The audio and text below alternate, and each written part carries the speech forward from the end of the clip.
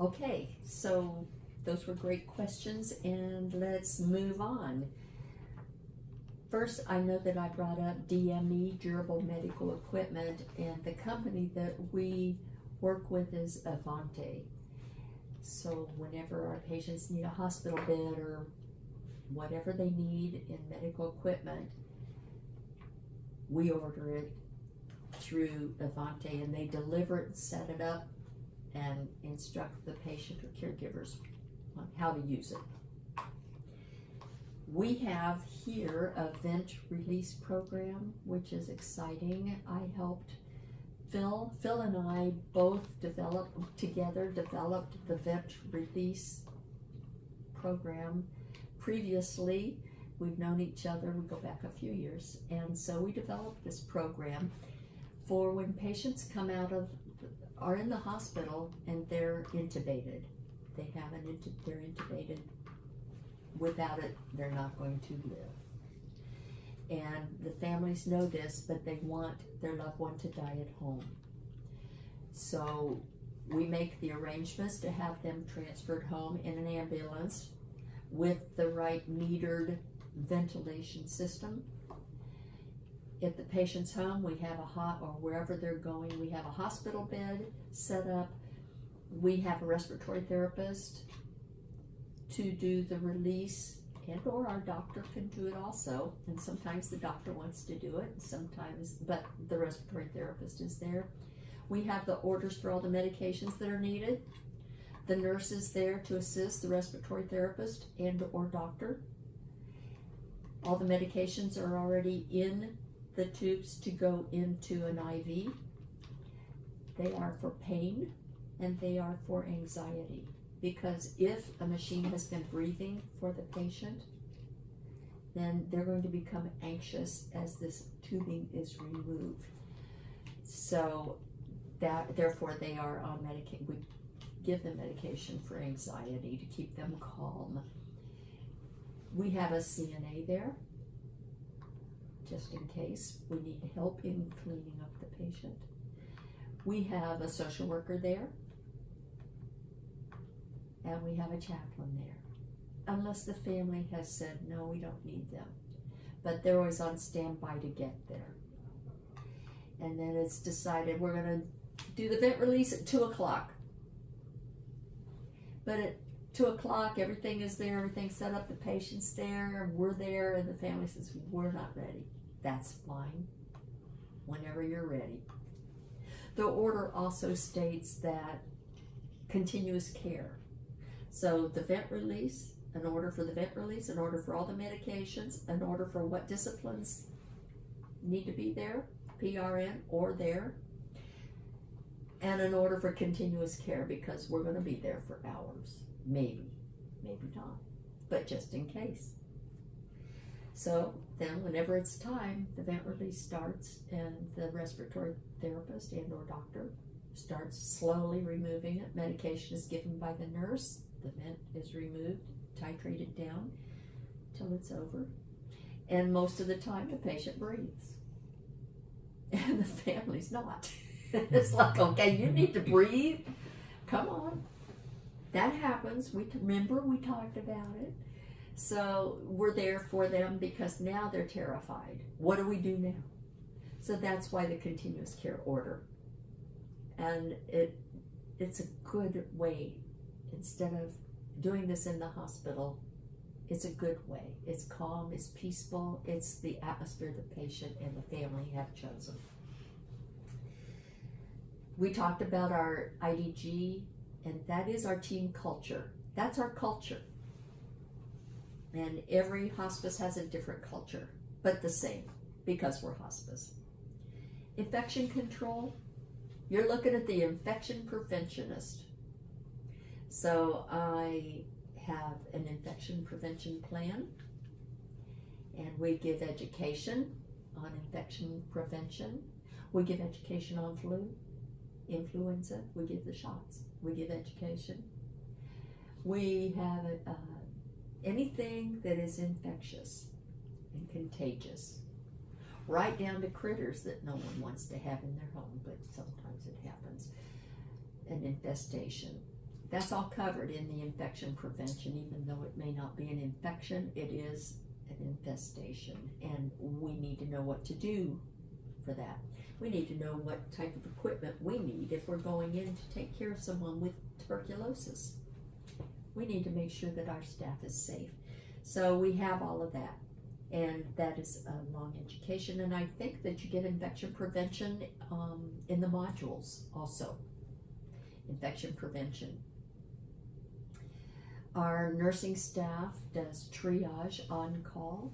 We have, at this time, 8 nurses, I believe, and we're still interviewing. Doesn't matter how many nurses we have, we do on call. We have a weekend triage on call nurse so that the nurses don't have to work on the weekends. During the week evenings from 5 o'clock in the evening till 7:59 the next morning, a nurse is on call, answering the phone for triage for patients that are in distress or have fallen or whatever their needs are, and if necessary, to make that visit. We hope in the future to have a triage nurse during the week so that our nurses aren't working during the day and then up all night.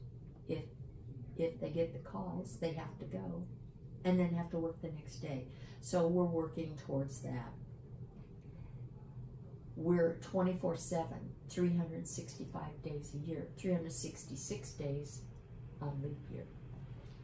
Can't forget that one day. So we're always available. Staff is always, and our social workers and chaplains are available and on call. If there's a death, the social worker and chaplains are called out. Doesn't matter, 3 o'clock in the morning, we're there. That's what we do. We're hospice. We have a great sales and marketing team, and they are out in the communities, out in the facilities, assisted livings, group homes, hospitals, doctors' offices, spreading the word about Phoenician Hospice, leaving brochures, giving education, and hoping that they will try us once. Give us one try. And we hope to make you happy and your patient. And then maybe you'll give us a second try. Try us once. Let us prove ourselves. We don't beg, but we'd like them to try us once. That sounded like I was begging, and that's not good. I only beg for chocolate. Anyway, sales and marketing is 5 days a week, but there's also events that they attend. There's community events. There's maybe anniversaries of an assisted living or a group home. They've been in for 10 years, and they throw a party, and they're invited, and they invite our staff, and they invite the whole community to come and see them and see what they do. So the marketers are always busy. They arrange education in these communities and in churches and different clubs and associations and groups, and any one of us are able to go and speak. I do speaking engagements, and the nurses are able to do speaking engagements. The marketers do speaking engagements. We all are capable and willing to go out there and do it, and the marketers arrange that. So they are so appreciated, because without them, we'd still be at 5 patients, probably. Safety is a big, big item. It's big in the regulations, and it's big in the agency. Safety for the patient, of course. Safety for you, yes. Safety while you're driving, be aware. Safety when you're entering a building, be aware. Not that the boogeyman's going to jump out and get you, but be aware of your surroundings. Make sure your car is gassed up. Make sure it has water. Make sure it has oil. Make sure it gets its checkups whenever they're supposed to go in and get checkups. Make sure you have your driver's license. Make sure you have your insurance. And make sure that you're alert and aware, because you can only regulate what you're doing. right? When you're driving, you're in control, but you're not in control of the car next to you or the car in front of you that could slam its brakes on at any time, or the car behind you that is busy talking on their cell phone and you've stopped and they don't see it. Well, what are you going to do? They're going to hit you. You can't stop them. But what you can do is make sure there's enough space between the car in front of you and you, so that when they slam into you, you're probably not going to slam into the car in front of you, therefore causing a larger accident. Civil rights has been forever. I can't remember a time when civil rights hasn't been in the news or been an action or been something in Congress, because it's out there, and there's so many areas in civil rights that we all need to be aware of and work on. And again, there's a module on civil rights. If you haven't gotten to that, you'll get to that. But be aware of the civil rights, learn about the civil rights, learn about the Civil Rights Act of 1964, and that's when it really came out. In 1964, there were a lot of riots and a lot of people injured, killed, beaten up, and that was a horrible time, but it was an eye-opener. And I was around to see that and be in the middle of it, not rioting, but hiding for safety. It was a scary time. And we've come a long way, but we're still coming a long way. And we have so many different, it's a great mixing pot. We're a salad, a melting pot of so many cultures. We have to be aware of so many different cultures. And so because of that, we have to be aware of what we can and cannot do and be politically correct with our mouths, which is difficult because that changes daily too. The Civil Rights Act of 1964 ended segregation in public places, banned employment discrimination on the basis of race, color, religion, sex, or national origin. And it is a crowning legislative achievement for civil rights. However, the past very few years, maybe 3 or 4 years, it has expanded to include LGBTQIA. And that should be in everyone's civil rights that's posted on their wall. They think it's covered by saying gender preference, but lesbian, gay, bisexual, transgender, queer, intersexual, asexual, all of those and more. They have rights. They have rights to be hired and be employed. We don't have the right to discriminate against them and not hire them because we all have rights. As a patient, they have a right to be treated with respect and be comfortable and kept pain-free and given all of the same compassion and care that we give everyone. We all deserve that. I remember my first experience in hospice, and then I will continue on. It'll be quick. My first experience in hospice, my very first patient was a gang member. And he had shot and killed 3 people. But he also got shot and was dying. And he was my patient. And he, at the time, he was in leathers. And I'm thinking, he's in leathers? And you want me to go in and take care? Oh, he's in leathers. He can't hurt me. That was my first patient. And it was such, I had to stop at the door first and come to grips with my realities. Am I biased? I was not a gang member. I wasn't brought up with gang people. So what are my thought processes? How am I going to do this and be so caring and respectful? I did it because I realized we're all here together. Every one of us. And he's injured and he's dying. And we're all here together. and I went in and released the leathers. He didn't need those, he was dying. And I held his hand, and we just sat there. And he looked at me and said, "Thank you." I said, "No, thank you. Now how can I help you?" And we got through it. And he passed away. And I learned a valuable lesson. So it's out there for all of us. And gang members is not listed in it. It's LGBTQIA. It doesn't say G for gang. So, maybe we need to have GG, stutter. I don't know. HIPAA, I brushed on HIPAA, the Privacy Act. There's safeguards that we are all accountable to. Every one of us are accountable. There are administrative safeguards that require that we have a security officer. Our security officer is Valerie. I'm her backup, and Phil. We're all aware of what is required, and I do audits, a minimum quarterly. I go around and make sure everything is secure, that things that are on your desk, of course, we're dealing with patients. So you're going to have patient information on your desk while you're keying.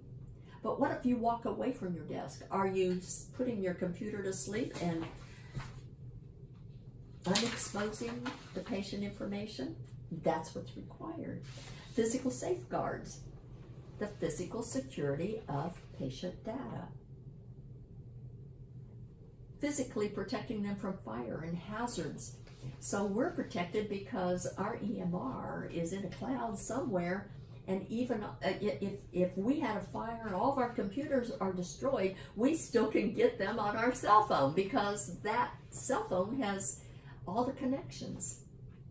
And that's a great thing. The only time that we ever lost safeguard, it wasn't with this hospice, was with the Hurricane Katrina. And our EMR was located right in the middle of Hurricane Katrina. That's where their office was. So that went down. But that's okay, because you know what? There's paper. Mm-hmm. And the nurses got to go back to good old-fashioned paper documenting. And that's what we did. We documented on paper. Actually, some still prefer to do that, but we're not allowed to anymore. So it's okay. There's technical safeguards to guard the personal health history, the patient health information, PHI. That's through a set of controls. 3, access controls, audit controls, and integrity controls. All of that is in our EMR. To safeguard that, you have to have a password, right? We talked about that. And then they have safeguards. And there's safeguards on that. But it all revolves right back to, are you an ethical person? You have to be ethical to not share this information with your mouth. Because it's so easy to go and talk about the patients and say, this patient, wow. And that's just not allowed. Just can't talk about the patients. So there's a couple of areas I'd like to share that's not on the list. One is employee involvement. Oh, communicating workplace safety. Well, that's not really what I want to communicate at this point. We talked about safety. I want to talk about employee involvement. We have committees.